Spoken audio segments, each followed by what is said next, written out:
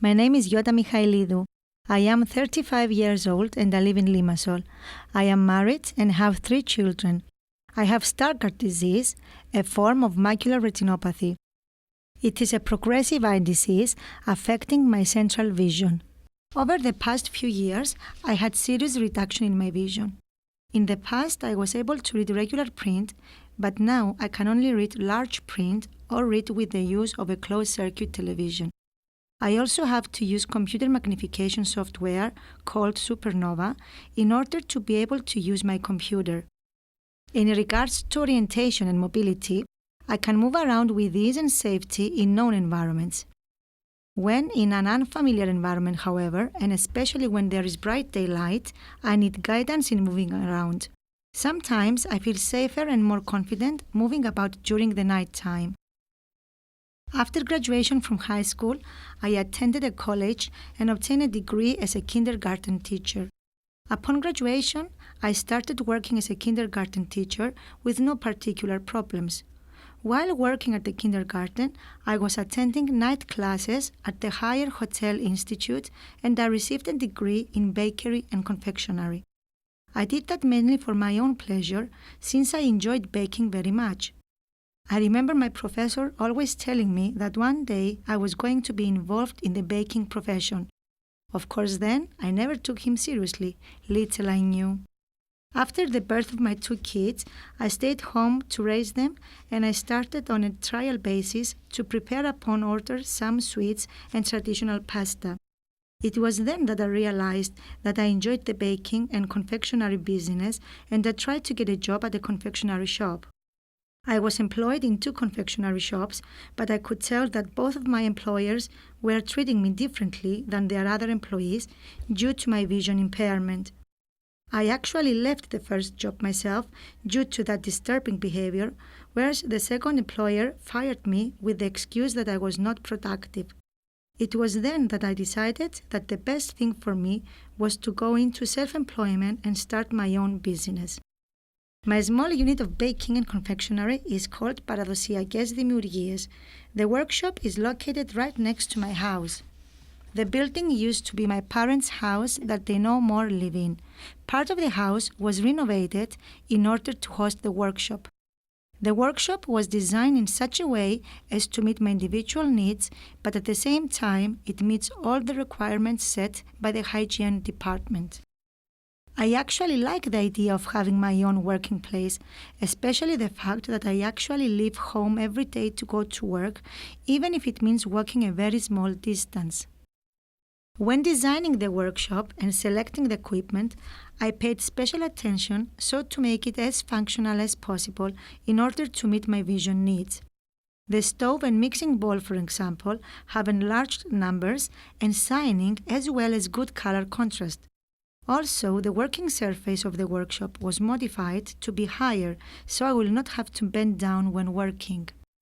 I also modify all my recipes in large print so that I will not have to have someone else reading them to me while working. My workshop has been operating on a trial basis for some time now. The products I produce are traditional Cypriot delicacies. For example, I prepare salty pastries such as cheese, spinach and olive pies, meatballs, etc. I also prepare sweet treats such as various pastries with nuts and cream and many cakes. Another specialty of the workshop is the various marmalades and syrup fruits we prepare and sell in jars. I prepare all my products upon order as I do not have at the moment the necessary storage place to bake larger quantities. Among my customers are 2 hotels, 1 kindergarten and various individuals. I have prepared some flyers with all my products and the prices, but I believe that the best advertising method for such business is from person to person and once someone has tried my products. For the future, I would like to see my workshop grow larger, receive more orders and have at least a few more stable weekly clients such as more hotels and restaurants. I can only do that when I will be able to purchase industrial freezers to store quantities of products that will be frozen. At this point, I have to say that all this is possible thanks to the great support I receive from my husband and parents. They are the ones that will drive around delivering my products to customers and do the grocery shopping for me. My mother also helps around the workshop. When I have a lot of orders to prepare, I call in some ladies that work for me and are paid per hour. When I was informed by Nikki, the organization's social worker, about this European project on self-employment, I thought that it was a great opportunity for me to talk about the workshop that I was running on a trial basis and see how I could turn it into a legal entrepreneurship. During my initial encounter with Nikki, I was informed of various training programs that I was in need for and I could attend. This is how I participated in my first ever computer class in a program run by the organization and funded by the European Social Fund. During an assessment, I was also introduced to various technical devices available to help me with my low vision. Nikki then helped me to complete all application forms to acquire a laptop computer with a magnification software program and a CCTV. I was also made aware of a scheme available to persons with disabilities from the Ministry of Labour and Social Insurance on setting up and running a small unit. I thought of that as the opportunity to invest in the 2 industrial freezers I need for storing large quantities of frozen products in order to be able to facilitate more customers.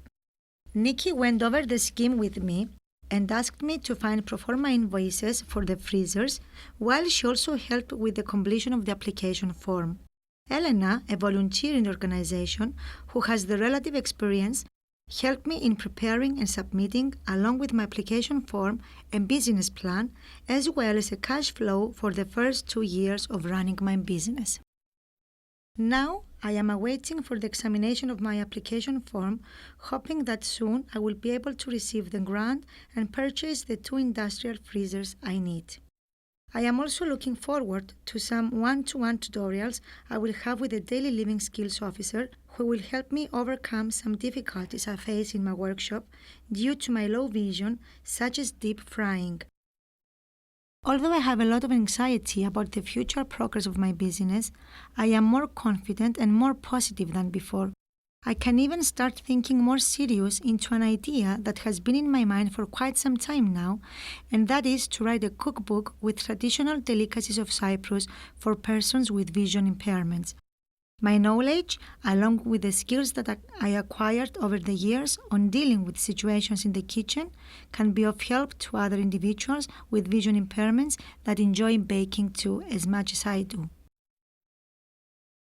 Finishing up, I would like to invite all persons with vision impairments to participate in the activities of their organization of the visually impaired, not only for receiving the support and services available, but also for the sake of meeting other individuals with vision impairments and also for the psychological support that is available, knowing that someone is there for you who can understand and respond efficiently to your needs. Όχι μόνο σε υλικά, αλλά και ψυχολογικά.